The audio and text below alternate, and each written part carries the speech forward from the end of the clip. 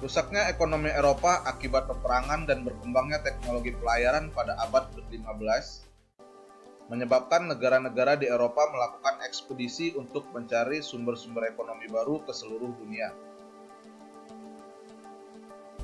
Ekspedisi ini banyak menemukan sumber ekonomi dan lahan baru untuk dilakukannya perdagangan. Ternyata kemudian bangsa Eropa tidak hanya melakukan perdagangan, melainkan langsung menguasai dan menjajah negara-negara yang mereka anggap baru ditemukan.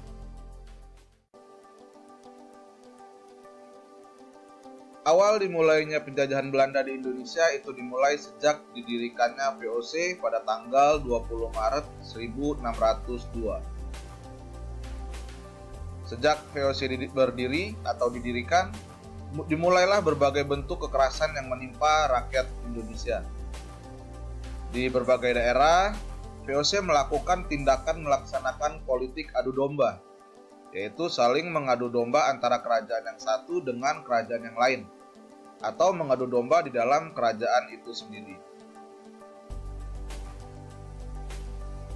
Politik adu domba ini makin melemahkan kerajaan-kerajaan di Indonesia dan merusak seluruh sendi kehidupan masyarakat.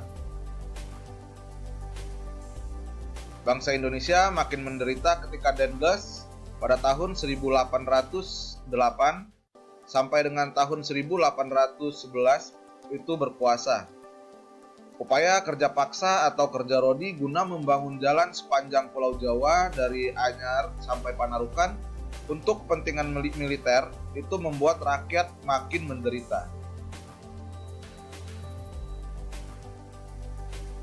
Penderitaan berlanjut karena Belanda kemudian menerapkan kultur stelsel atau tanam paksa.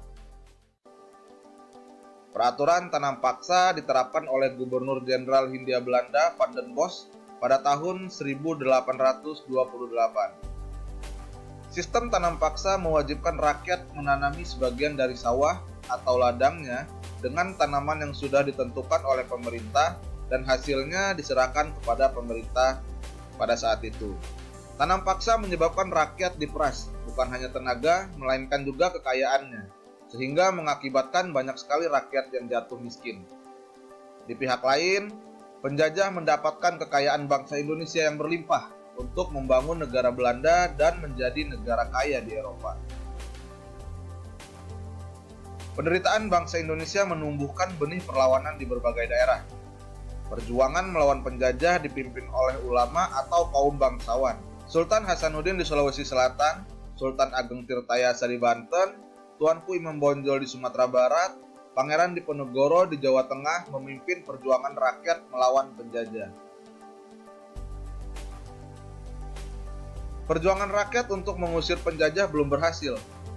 Hal ini disebabkan karena perjuangan masih bersifat kedaerahan dan belum terorganisasi secara modern. Penderitaan yang dialami bangsa Indonesia menyadarkan beberapa orang Belanda yang tinggal atau pernah tinggal di Indonesia. Di antaranya Baron van Hove, Edward Doesdecker, dan Mr. van Venter. Edward Doesdecker terkenal dengan nama samaran Multatuli, penulis buku Max Havelaar pada tahun 1860. Nah, buku ini menggambarkan bagaimana penderitaan rakyat Lebak Banten pada saat itu akibat penjajahan Belanda. Mr. van Venter mengusulkan agar pemerintah Belanda menerapkan politik balas budi atau etis politik. Politik balas budi terdiri dari 3 program. Yang pertama itu ada edukasi, yang kedua transmigrasi, dan yang ketiga itu irigasi. Atas desakan berbagai pihak, akhirnya pemerintah Belanda menerapkan politik balas budi. Hanya saja politik balas budi ini disalahgunakan oleh pemerintah Belanda. Di kebijakan irigasi, pemerintah Belanda membangun irigasi untuk kepentingan pengairan perkebunan Belanda. Sedangkan di kebijakan transmigrasi, pemerintah Belanda itu melakukan transmigrasi atau memindahkan penduduk ke daerah perkebunan Belanda untuk dijadikan pekerja. Nah, sedangkan di program atau kebijakan edukasi, itu tujuannya adalah untuk menyediakan tenaga terampil dan murah. Di sisi lain, di program edukasi ini atau di kebijakan edukasi dari politik balas budi ini, pembangunan sekolah itu melahirkan dampak positif bagi bangsa Indonesia, yaitu munculnya masyarakat terdidik atau mulai memiliki pemahaman dan kesadaran akan kondisi bangsa Indonesia yang sebenarnya. Mereka yang mengenyam pendidikan dan sadar akan nasib bangsanya selanjutnya menjadi tokoh-tokoh kebangkitan nasional. Nah, itu saja untuk video kali ini. Semoga bermanfaat. Terima kasih. Assalamualaikum warahmatullahi wabarakatuh.